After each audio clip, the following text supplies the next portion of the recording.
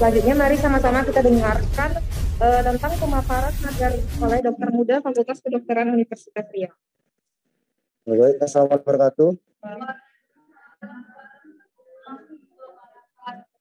Bapak Ibu, terima kasih atas kehadirannya yang terhormat Bu Harzati Fadli, Bu Kepala Sekolah dan Pak Yanto yang sudah dapat hadir. Pada kesempatan kali ini, kami dari Dokter Muda bagian IKM KK Undri akan mempresentasikan tentang tata cara aman pembelajaran tatap muka di masa pandemi ini. Nah, kami Dokter Muda perwakilan adalah Marwa Zulfa Ainun, saya Muhammad Kurnia Cesar, dan Ninda Firdan Nurjana. Dengan pembimbing Dr. Handayani MKK Cikarcik NR, SPKKLP, dan Bapak Suyanto MPHP. Baiklah, di zaman pandemi sekarang ini ada beberapa peraturan yang dikeluarkan. Salah satunya adalah Surat Pak Menteri nomor 84 tahun 2021 tentang panduan tentang pembelajaran tatap muka. Nah, peraturan ini dijadikan dasar tentang adaptasi pembelajaran tatap muka atau sekolah tatap muka yang sebenarnya apa? Salah satu tingkatan dari sekolah itu adalah sekolah dasar. Nah, sekolah dasar ini berada pada 6 sampai 12 tahun. Nah, anak 6 sampai 12 tahun ini rata-rata secara keseluruhan itu belum menjadi sasaran vaksinasi. Sehingga anak-anak di umur 6 sampai 12 tahun ini menjadi sasaran dan juga rentan sekali untuk penularan COVID-19. Nah, hingga saat ini bulan Oktober 2021 COVID-19 ini walaupun sudah menurun angkanya, itu sama sekali belum berakhir. Nah, jika kita lengah, pembelajaran tatap muka ini bisa menjadi klaster dan juga menjadi celah bagi COVID-19 ini, sehingga menimbulkan klaster baru dan bisa menaikkan angka COVID-19 di masa pandemi ini. Nah, data kasus COVID-19 yang dikeluarkan oleh Puskesmas 50 Pekanbaru, anak umur 6 sampai 12 tahun sejak Januari tahun 2021 itu bersifat fluktuatif, naik turun dan mencapai puncaknya pada bulan Juli tahun 2021. Ada 20 anak umur 6 sampai 12 tahun positif COVID-19 dan mengalami penurunan hingga bulan September terakhir kemarin. Nah, dari sini kita dapat melihat bahwa sebenarnya anak itu juga rentan terhadap penularan dari COVID-19. Nah, jika anak itu sudah tertular dengan COVID-19, maka itu akan bisa penularan ke keluarganya yang lain. Nah, jika sudah tertular sampai yang kita takutnya adalah ketika orang tua yang memiliki komorbid tertular dengan COVID-19 itu akan menyebabkan meninggal. Nah, maka dari itu perhatian kita bahwa sampai saat ini kasus COVID-19 itu masih ada dan kita nggak boleh lengah. Dan jangan jadikan pembelajaran tatap muka ini menjadi celah timbulnya klaster baru dan juga menimbulkan penularan COVID yang baru karena adanya pembelajaran tatap muka ini. Nah, berdasarkan hasil wawancara dan observasi kami dari kepala sekolah menyatakan bahwa sekolah sudah menyediakan sarana dan prasarana, baik dari kondisi kelas, sarana prasarana cuci tangan, hand sanitizer, masker cadangan, dan lain-lainnya. Nah, di sini kita dapat lihat bahwa sekolah sendiri sudah siap untuk pembelajaran tatap muka ini. Tujuannya apa? Untuk menciptakan efektivitas belajar. Karena pada kenyataannya hingga masa pandemi ini, anak-anak sangat tidak efektif belajarnya di rumah. Bahkan mungkin waktunya lebih banyak untuk bermain daripada belajar. Nah, yang kedua dari wawancara kami pada orang tua, 3 dari 3 orang tua yang kami wawancara itu setuju untuk dilakukan pembelajaran tatap muka. Karena apa? Karena mereka merasa bahwa pembelajaran tatap muka ini jauh lebih efektif daripada hanya belajar secara online di rumah atau membiarkan anak di rumah untuk belajar.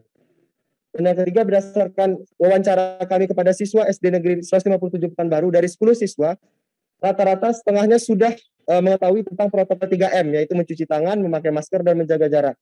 Nah, di sini berdasarkan hasil observasi dan wawancara kami, sekolah sudah siap untuk sarana prasarana, namun ada kelemahan sedikit, yaitu dari siswanya yang masih sebagian besar masih belum tahu tentang apa itu 3M. Yang dasar saja itu menjaga jarak, memakai masker, dan juga mencuci tangan. Nah, sekolah saat ini sudah menyediakan sarana cuci tangan, dan kondisi kelas sudah diatur sedemikian rupa untuk menjaga jarak 1,5 meter. Setiap anak wajib memakai masker, dan tidak boleh ada kegiatan olahraga dan kegiatan yang menimbulkan kerumunan. Namun lagi-lagi, ternyata dari segi siswanya dan dari sekolah sendiri masih ada yang beberapa yang belum optimal atau tidak sesuai dengan protokol kesehatan. Mari kita lihat. Nah, ada beberapa anak mungkin yang tidak lagi patuh untuk memakai masker ketika berada di luar kelas. Alasannya macam-macam. Bisa karena kepanasan atau merasa udah nggak nyaman menggunakan masker atau maskernya udah basah. Sementara itu bisa jadi celah bagi penularan COVID-19 di sekolah dan bisa menimbulkan klaster baru dari pembelajaran tatap muka ini. Nah, juga misalnya tidak lagi menghiraukan jaga jarak yang harusnya walaupun di luar kelas kita harus tetap mengajarkan anak kita untuk menjaga jarak. Karena menjaga jarak itu sangat penting untuk mencegah penularan COVID-19 yang kita tahu bahwa sudah menular lewat droplet atau ludah yang dikeluarkan oleh anak tersebut. Nah, beberapa juga anak-anak di dalam kelas itu masih sering membuka maskernya. Salah satu alasannya karena kepanasan atau sudah gerah atau merasa lebih nyaman kalau buka masker.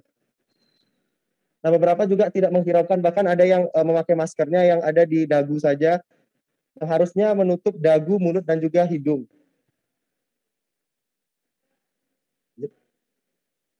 Nah, juga ini tidak menghiraukan, jaga jarak, dan lebih menggambarkan adanya kerumunan di sekolah. Nah, ada salah satu celah lagi di mana masker yang sering diberikan kepada anak itu adalah masker dewasa, sehingga celah-celah yang muncul antara masker yang dipakai anak-anak ini bisa menjadi sumber penularan, sehingga misalnya dropletnya bisa masuk lewat celah-celah masker tersebut. Jadi ini bisa menjadi perhatian kita, karena pada nantinya jika ini hal-hal sepele seperti ini tidak kita perhatikan, ini akan bisa menjadi bumerang bagi kita yang akan menimbulkan klaster baru di klaster pembelajaran tatap muka ini. Nah, kami sudah rangkum semuanya menjadi bagaimana tips aman pembelajaran tatap muka ini, mulai dari anak itu sebelum berangkat sekolah sampai anak pulang sekolah. Nah, masing-masing bagian ini akan dipresentasikan oleh teman saya, Marwa Zulfa. Terima kasih kepada Cesar.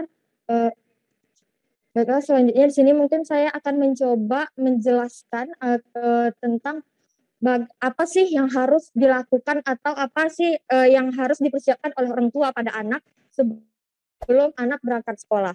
Jadi yang pertama yaitu sarapan bergizi. Tentunya untuk sarapan bergizi ini kenapa? Supaya anak kebutuhan energinya terpenuhi saat mengawali hari. Kemudian juga supaya anak belajarnya lebih semangat dan juga fokus pada saat belajar di kelas. Kemudian tentunya yang paling penting juga supaya anak selalu sehat dan imunitasnya meningkat, apalagi supaya tidak terserang penyakit, apalagi di masa pandemi saat ini. Kemudian yang kedua, pastikan juga anak sehat dan tidak bergejala sebelum berangkat ke sekolah. Apa-apa aja sih gejalanya itu? Yang pertama bisa demam, suhunya itu lebih dari 37 derajat Celcius, batuk pilek, sakit tenggorokan, sesak napas, sakit kepala, mual muntah, kemudian anosmia. Mungkin ibu-ibu, bapak-bapak udah pernah dengar apa itu anosmia ya. Jadi anosmia itu adalah hilangnya kemampuan indera penciuman. Atau ada juga ageusia. Ageusia ini adalah hilangnya kemampuan indera pengecapan atau indera perasa. Nah, apabila anak memiliki gejala-gejala tersebut, maka sebaiknya anak diistirahatkan dan belajar di rumah saja. Nah, kemudian yang ketiga, menggunakan masker. Dalam penggunaan masker ini, seperti yang sudah dijelaskan oleh teman saya tadi, mungkin pada anak-anak sering memakai masker yang dewasa. Nah, kalau pengalaman kami di rumah sakit waktu koas, itu untuk mengakali supaya tidak bocor, kita pakai plaster di dekat wajah sini, dekat sering bocor kan di samping dekat tali ini, jadi kita pakai plaster di dekat sini. Kemudian karena dia sering naik turun, kita pakai plaster juga di bagian dekat hidung supaya memastikan bahwa masker itu benar-benar benar-benar menempel di wajah dan tidak ada celah. Kemudian menyediakan masker cadangan. Kenapa sih harus disediakan masker? Tentunya orang tua nggak bisa kan perhatikan anak-anak di sekolah ngapain aja. Mungkin pada anak karena mungkin merasa pengap, terus dia lupa, terus dia buka masker, terus letak maskernya sembarangan. Entah itu maskernya nanti hilang atau mungkin maskernya jatuh ke tanah, yang malah nantinya akan masker tersebut terkontaminasi oleh virus ataupun bakteri, yang nanti fungsi maskernya otomatis nggak berfungsi lagi gitu. Jadi perlu orang tua untuk membekali masker cadangan, sehingga kalau misalnya maskernya hilang nanti di sekolah di sini menjadi tugas dari pihak sekolah untuk melakukan pemeriksaan kesehatan di gerbang sekolah dengan cek suhu dan juga memperhatikan anak ini memiliki gejala-gejala seperti yang sudah saya sebutkan di awal tadi. Kalau ada saja salah satu gejala tersebut, maka sebaiknya anak diminta untuk istirahat, pulang ke rumah agar belajar di rumah. Kemudian cuci tangan pakai sabun dengan 6 langkah. cuci tangan dengan pakai sabun dengan langkah ini kayak bagaimana sih? Nanti itu akan dijelaskan. Selanjutnya, selama di dalam kelas juga ini menjadi peran dari pihak sekolah untuk selalu mengingatkan siswanya tetap menggunakan masker selama di dalam kelas. Kemudian gunakan alat tulis dan minum pribadi dan dilarang meminjam peralatan. Bukan maksudnya pelit sih untuk meminjam peralatan ini, tapi ya begitulah supaya anak ini terlindungi dari virus COVID-19 itu. Nah, kemudian juga lagi menjaga jarak antar siswa minimal 1,5 meter. Dan di SDN 157 ini untuk kelas itu sudah disetting sedemikian rupa agar ada jarak antar siswa selama pembelajaran di kelas. Kemudian juga menggunakan hand sanitizer kalau seandainya anak terpaksa meminjam peralatan temannya, jadi bisa menggunakan hand sanitizer sebelum dan sesudah meminjam peralatan temannya itu. Bu, ada yang tahu bagaimana etika batuk dan bersin? Ibu yang pakai jilbab ungu?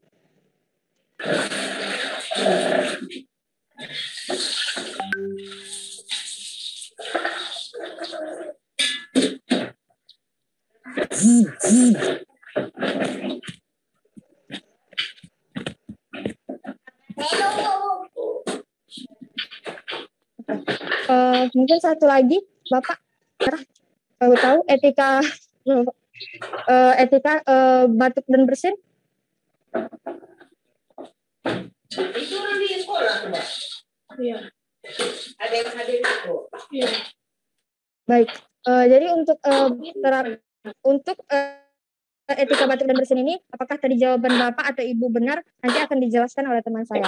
Nah, selanjutnya jaga jarak dan tidak berkerumun. Di sini karena di lingkungan sekolah menjadi peran dari pihak sekolah untuk selalu mengingatkan anaknya jaga jarak dan tidak berkerumun. Apalagi kalau anak-anak tentunya suka main kalau udah ketemu temannya. Jadi di sini tentunya pihak sekolah harus selalu mengingatkan anak-anak untuk tidak berkerumun. Terus tidak jajan agak sulit mungkin untuk anak-anak ya. Makanya di awal sebelum kita berangkat sekolah kita bekali anak dengan makanan atau minuman dari rumah sendiri.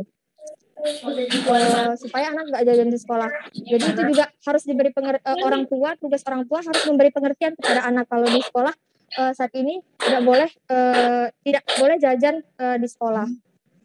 Kemudian membuang masker pada tempatnya. Nah, untuk membuang masker pada tempatnya ini sebelum kita buang, kita harus merusak atau menggunting bagian tali pada masker supaya mencegah masker ini digunakan kembali oleh orang lain gitu. Nah, selanjutnya untuk pulang sekolah apa aja yang harus dilakukan oleh anak itu akan dibantu dijelaskan oleh teman saya nih Kapten Rujana. Baiklah, selanjutnya saya akan melanjutkan apa yang sudah dijelaskan oleh teman saya. Jadi Ibu, ini mungkin bisa jadi bahan rekomendasi untuk pihak sekolah ya. Jadi sebaiknya kayak ditunjuk satu guru yang untuk tugasnya itu untuk mengkoordinir anak saat dia pulang sekolah. Jadi pulangnya itu nggak berkerumun. Jadi pulangnya itu antri karena kan itu sudah dibuatkan garis-garis ya Bu ya. Kedua itu untuk bapak-bapak dan ibu-ibu yang jemput adik-adiknya nanti kan di sekolah itu udah disediakan di depan tempat ada baiknya jadi atau masuk ke dalam kelas karena takutnya nanti kan jadi buat kerumunan malah bisa jadi ajang sebar penyakit nanti di situ Bapak Ibu. Lalu yang ketiga itu ada baiknya juga Bapak Ibu yang langsung menjemput adik-adiknya. Jadi adik-adiknya nggak pulang sendiri karena setelah dari hasil observasi kami kemarin untuk adik-adik yang pulang sendiri yang nggak dijemput sama orang tuanya banyak yang berkeliaran di sana sini nggak langsung pulang jajan main sama teman kayak gitu. Tiba di rumah apa aja sih yang harus dilakukan oleh anak kita?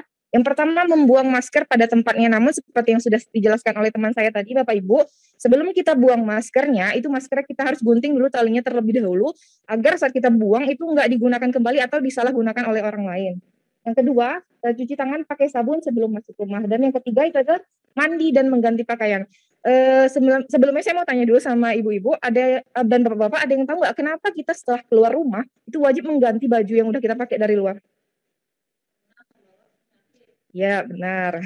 Jadi Bapak Ibu, sebagaimana yang kita tahu, kalau COVID-19 itu kan penularannya dari batuk dan bersin dari orang yang mengandung droplet. Nah, droplet ini ternyata itu bisa menghinggap di benda mati, jadi bisa hinggap di baju. Makanya setelah kita keluar dari rumah, bertemu orang, kan kita nggak tahu nih orang ini sehat atau sakit, maka seharusnya kita ganti baju dulu. Lalu selanjutnya cara untuk meminimalisir penularan COVID-19 itu ada dengan cara cuci tangan 6 langkah. Jadi menurut WHO, ibu-ibu dan bapak-bapak itu ada 6 langkah cuci tangan yang efektif untuk memberantas kuman dan bakteri. Sebelum saya praktekkan, saya mau tanya dulu, ibu-ibu udah ada yang tahu gimana cara cuci tangan 6 langkah? Itu ambil basahin tangan pakai air, lalu letakkan sabun, gosok kedua telapak tangan selama 10 detik. Boleh diikutin Bu, nggak apa-apa. Biar bisa nanti diajarin sama adik-adik di rumah, biar bisa diaplikasikan di rumah. Lalu yang kedua itu gosok punggung tangan dan sela-sela jari selama 10 detik. Ini gosok telapak tangan dan sela-sela jari selama 10 detik juga. Dan setelah itu kunci tangan. Ya. Nah, selama 10 detik. Yang kelima itu gosok ibu jari kanan dan kiri selama 10 detik. Dan yang terakhir itu kanan sama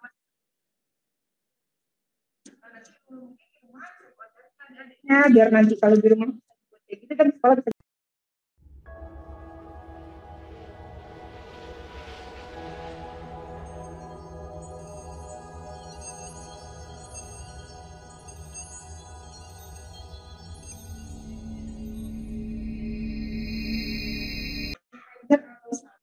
Jadi menurut penelitian Bu yang dilakukan oleh Institut Pendidikan seperti itu dikatakan bahwa mencuci tangan dengan sabun dan air itu katanya jauh lebih efektif daripada menggunakan hand sanitizer. Namun perlu nggak kita pakai hand sanitizer? Perlu lah diobatkan karena misalnya ini lagi di luar rumah, nggak ada air, nggak ada sabun, kita bisa pakai hand sanitizer. Nah, untuk kekurangan dan kelebihan hand sanitizer ini bisa dibaca dulu kalau sabun yang mungkin dia lebih lama digunakan untuk semua orang. Kalau hand sanitizer ada beberapa orang yang alergi sama kandungan alkoholnya ya. Nah, ini mungkin Bapak banyak bertanya, sebenarnya boleh nggak sih kita pakai masker kain? Nah, jawabannya boleh ya Bu, tapi sebagai pelapis. Jadi di dalamnya kita pakai dulu masker medis, baru setelah itu kita pakai masker kain. Nah, untuk pencuciannya gimana nih masker kainnya? Jadi kalau dari WHO itu dianjurkan untuk mencuci masker kain itu minimal 1 kali sehari untuk setiap pemakaiannya. Lalu kalau untuk anak nih Bu, boleh nggak kita kasih masker medis 2? Nah, jawabannya nggak boleh ya Bu ya. Dari Ikatan Dokter Anak Indonesia itu dikatakan bahwa ini tidak direkomendasikan karena takutnya nanti anaknya jadi sesak nafas. Lalu kalau misalnya pakai masker kayak saya nih, masker KN95, boleh nggak kalau kita doublekan dengan masker medis seperti masker Ibu ini? Nah, kalau dari rekomendasi WHO itu katanya tidak direkomendasikan ya Bu ya, karena dinilai tidak efektif karena untuk masker seperti ini KN95 ini katanya daya infiltrasinya sudah cukup bagus, jadi tidak usah dikombinasikan oleh masker medis seperti itu.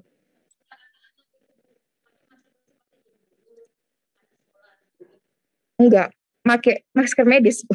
Iya, iya seperti itu. Next. Lalu kapan sih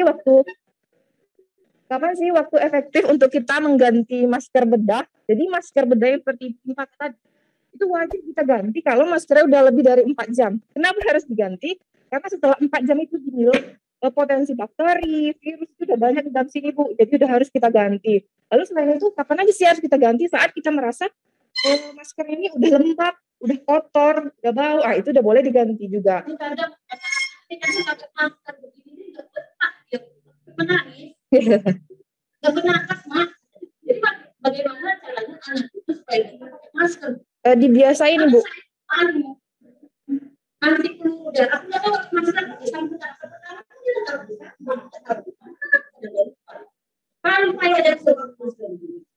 kalau misalnya mau keluar itu memang harus dibiasain sekarang pakai masker Bu. Iya. Lalu nih Bu, misalnya itu Bapak adik-adik pergi makan keluar rumah, kan maskernya dibuka tuh. Kira-kira boleh nggak maskernya dipakai lagi? Enggak. Kalau dari WHO juga katanya nggak boleh dipakai, apalagi kan nanti Ibu taruhnya di meja. Kita nggak tahu meja ini kotor, udah terkontaminasi apa. maka seharusnya diganti juga. Lalu yang terakhir saat kita ganti itu karena tali maskernya longgar seperti yang dibilang oleh teman saya tadi. Kalau misalnya ini yang longgar, udah nggak bagus. Nanti virus, bakteri itu gampang masuk. Kita tidak mempersiapkan video animasi tentang bagaimana sih sebenarnya protokol kesehatan yang optimal nih saat pembelajaran tatap muka. Mungkin bisa dilihat Bapak Ibu.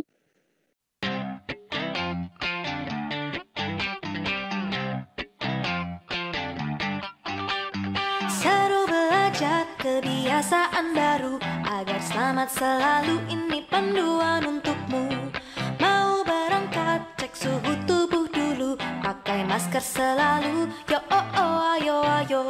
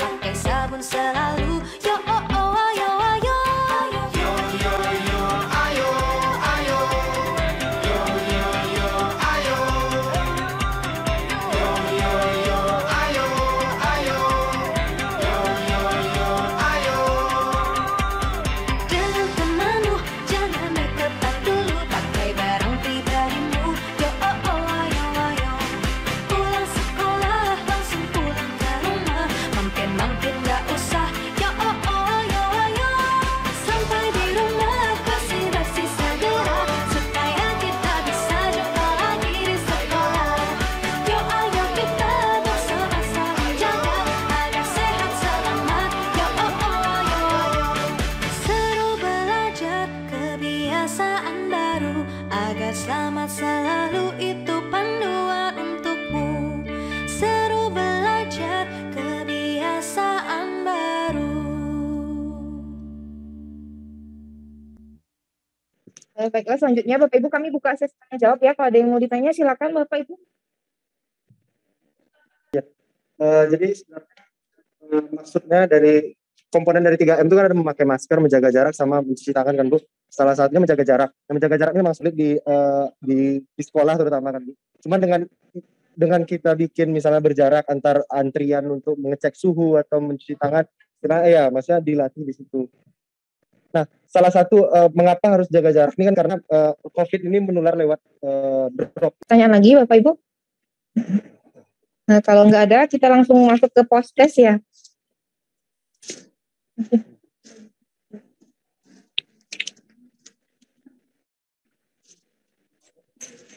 ini yang terakhir Bu, habisnya udah.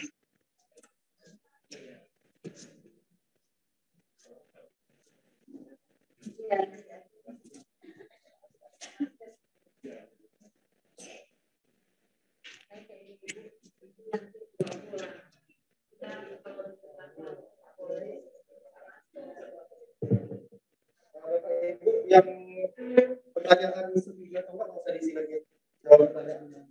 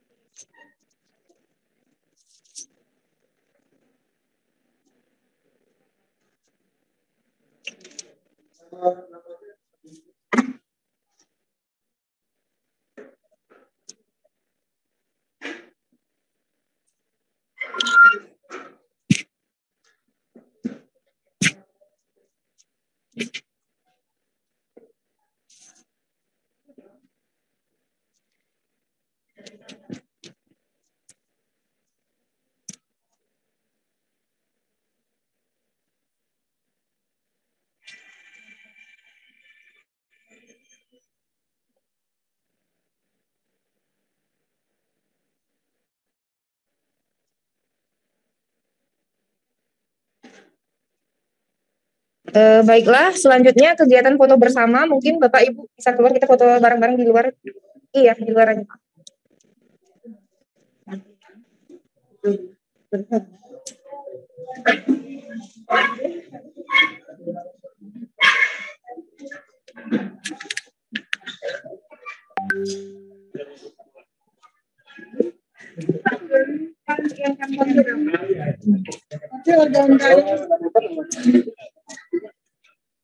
Tanpa alami.